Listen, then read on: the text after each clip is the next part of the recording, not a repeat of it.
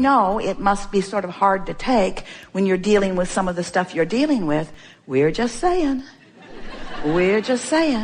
that once you get hold of this, and once you figure out that you can control the way you feel, because you have the ability to find a better feeling thought and a better feeling thought and a better feeling thought. But most important, if we can convince you that if you do the vortex work first, which means find the emotion, align with who you are, that the vortex will fix everything. The vortex will give you the manifestation. It will bring the evidence, because the vortex is gathering the cooperative components. And we just want to say to you, we love you very much. We just want to say to you, we love you very much. We just want to say to you, we love you very much. You are the only uncooperative component that needs to come to the party. And when you become a cooperative component, which means you find some way to adjust your vibration so that you're not so freakishly resistant. When you care about how you feel and you adjust your vibration, the vortex will take you in. It's the way that it works. You don't have to figure it all out. You're not here to prove worthiness to anyone about anything. You just have to chill out. You just have to let go of those things that have been bothering you. You just have to find a way to stop offering a vibration that holds you apart from this vortex. And when you let go, when you surrender, when you give up, when you stop the battle, when you stop the struggle, when you stop looking at the evidence that supports why you're standing in the place you don't want to stand, when you stop doing that and stop keeping it active, the vortex will take you in, and anything and everything that you've been looking for will manifest in your experience, and others will watch you in this beautiful manifestation that follows you on every subject in the world, and they'll say, what in the world have you got going on? How is it that you get everything you want with such ease? What happened to your struggle and your trying? And you say, I gave it up. They'll say, well, when did this laziness come over you? When did you stop trying to be a citizen of the human race and justify your existence? And you say, when I decided to feel good, and when I decided that it mattered most, everything shifted for me. And then they'll just call you selfish and walk away. And we say, yes, indeed, you must be selfish enough to care about how you feel. So you got that, didn't you? Makes perfect sense to you, doesn't it? If you're feeling great, if you're emotionally happy, if you're tuned in, if you're turned on to life, if you're flying high, if you're full of exhilaration, if you feel passion and love and appreciation often, if you are in that tuned in, tapped in, turned on attitude much of your life experience, then that means you're keeping up the speed, you're keeping up the speed, you're keeping up the speed. It means you're thriving on all fronts. But if you're grumpy, if you're cranky, if you're guarded, if you're fearful, if you are not feeling good, then that means that you're expanding vibrationally, but you're not doing a very good job of keeping up with your own expansion, which means you're creating a tension within you that doesn't feel good. So when we say to you, your emotion is your primary manifestation that you're reaching for, most people say, give me the new house, give me the new car, give me the improved body, give me the financial abundance that I'm looking for. Give me the means to travel the world and do what I want. Give me the means to quit that job I've got and leave behind that ornery employer that I've got. Give me the means to walk away from anything and everything that I don't want, and then I'll be happy. And we say, it doesn't work that way. That's backwards. You've got to find the happy place first. And humans say, you find the happy place. You be happy under these conditions. You live with what I've got going on and you be happy. And we say, we are living with what you've got going on, and we are happy. And the only reason that you ever feel unhappy is because you're not up to speed with that which we are. That is the basis of unhappiness. You think your unhappiness is because you don't have what you want. You think it's because you don't have the car, you don't have the lover, you don't have the bodily condition, you don't have the money. You think that's why you're not happy. And we say, that's just the excuse you're using to not be up to speed with who we are, and not being up to speed with who we are is why you're not happy. You see? You see? So constant rockets of desire, constant vibrational emanation from you, going into what we are calling this vibrational reality, a vortex of creation. It's where your inner being stands. It's where your inner being stands as a constant improvement of that which you are.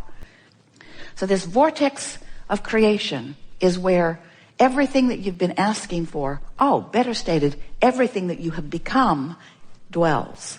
A vibrational creation, a vibrational beingness to which you are feeling constant feedback. When you're up to speed with it, you feel great. When you're not up to speed with it, you feel not so great to the degree that you're not up to speed with it. When you get it, do you get it? That you have this vibrational relationship that equals your mood. And if you will make this vibrational relationship your primary concern, if you will make it what you care about, if you will stop saying world or universe or God or Abraham or mother or lover or employer or employee or friend, if you will stop saying, give me something that makes me feel good so that I can feel good because I want to feel good, and after all you sort of owe it to me to give me something to make me feel good because I want to feel good. If you'll stop saying that, meaning that, feeling that, and instead you'll say, it is my responsibility to conjure a framework of thoughts that causes me to feel a little better now and a little better now and a little better now. If you will show yourself your ability to manifest the emotion without demanding a condition to change first, now you've got it. Because once you achieve the vibrational stability of feeling good anyway, the condition has to change. Well, when you're in the vortex, you don't have to improve your imagination because the vortex will reveal more to you. In fact, that's what true power and mastery is making your way to the vortex and then in that vibrational attitude of then experiencing the revelation of the broader perspective. You see, you've been sifting through the contrast and you've built not something that is imaginary, but something that is real, that will begin to show itself to you. We're about to have a really wonderful conversation here, so prepare yourselves. We're going to new places with this.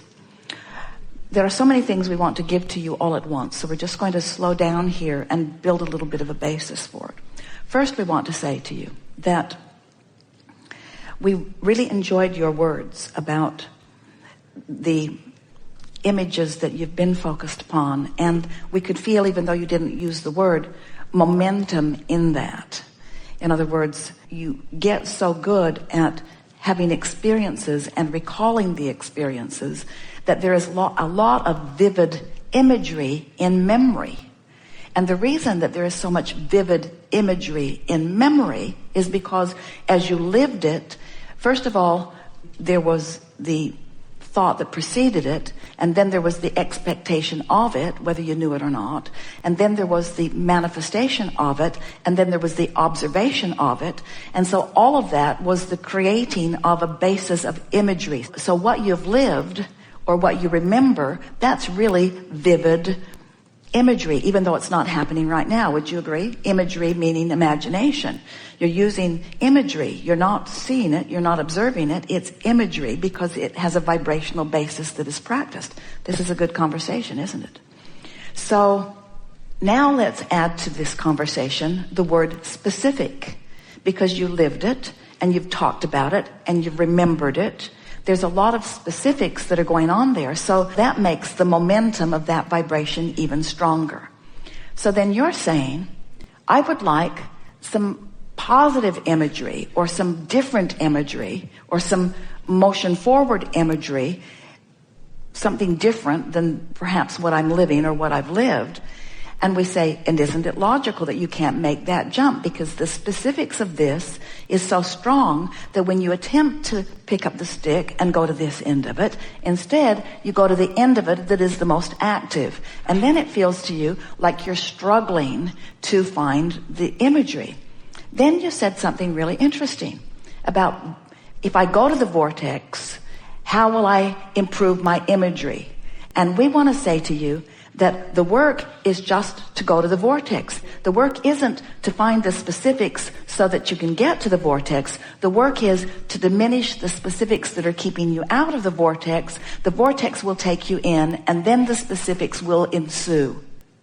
Now it comes back to what we were talking about earlier. You take those specifics and you make them more general. So for example, rather than saying, for the last 10 years, I've sort of been stuck in these jobs that are really not rewarding, and they don't really understand who I am, and nobody's really offering me enough to really get the best from me. And then because I'm not happy, I'm not giving my best, and then I'm sort of all balled up in all of that. And when I wake up in the morning, I really don't want it. Now we're deliberately staying specifically negative to make a point. So that gets you nowhere, and you can't get specifically positive from there. So then you just get generally negative. I'm not having a good time at work. That's more general.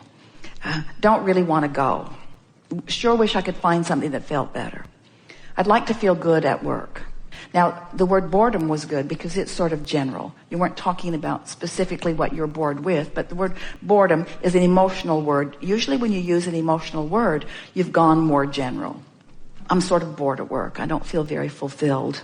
It's more general. It's less specific. Can you feel it? Yeah. Now, let's stay there negatively and general for a little while. It's just not very fun. It's got to be something better for me. I don't really know where to find it. Still negative, less specific, so it has less drawing power. It'd be nice if I could find something that was better suited to me. I know that it must be out there. It has to be. Now you might vacillate back and forth. It must be out there, don't know how to find it. But it must be out there, don't know how to find it. But still, it's general. Everybody is not in their perfect job. There are a lot of people that are doing less than what they really want to do. I think we all have potential for more. There's always more there for me. It's not necessary that I find it right now immediately, but it would be nice. I'm looking forward to it. I like spending such a big part of my life doing something that feels more satisfying. I do believe that it has to be there and that eventually I'll find it. And I certainly do not feel that like I'm out of time. I have the patience to allow it to come. And I do think that in all of my not enjoying what I've been doing, that I probably have put plenty of good stuff into my vortex. So I imagine that there's stuff queued up there for me, probably more than I even realize. And it will be fun. I like the idea of getting into the vortex. Now we're being really general, but really specific, and almost changing the subject, but not. I like the idea of getting into my vortex. I like the idea of getting in there where the path will unfold. I like believing that it's out there for me. I like believing that the universe has it lined up. I like believing that the cooperative components have already been aligned. And I like believing that all I have to do is sync up with that. And I like this feeling of feeling lighter about it. I'm looking forward to getting on that trail. And I like the feeling that as the trail starts revealing itself to me, that I'll know it. And it's going to be fun. This journey toward this improved employment is going to be really fun. And I'm not sure I'll ever find the perfect work. I think I'll just always be on my way to the improvement, on my way to the improvement. And there's something nice about always being on my way to the improvement that sort of diffuses the not perfection of where I stand. But I don't ever really want to be in a place of perfection because it's always going to be improving. So where I am is pretty much all right. This is just a never-ending, always unfolding journey of getting more and more of who I am and what I want. And I have to believe that in the middle of this job that is unrewarding, I put all kinds of stuff in my vortex that is more rewarding, which makes all of this part of the important process. And so actually I'm coming to realize that right here and right now, I love where I am. I really love where I am because it's the basis of what's coming. And who can start a journey without having a starting place? And isn't a starting place all right no matter where it is? And so I'm not even sure why I was not liking where I am. I'm not sure what's wrong with where I am. I think it's pretty much okay with where I am. Now, not a whole lot of imagination in that, because there wasn't a whole lot of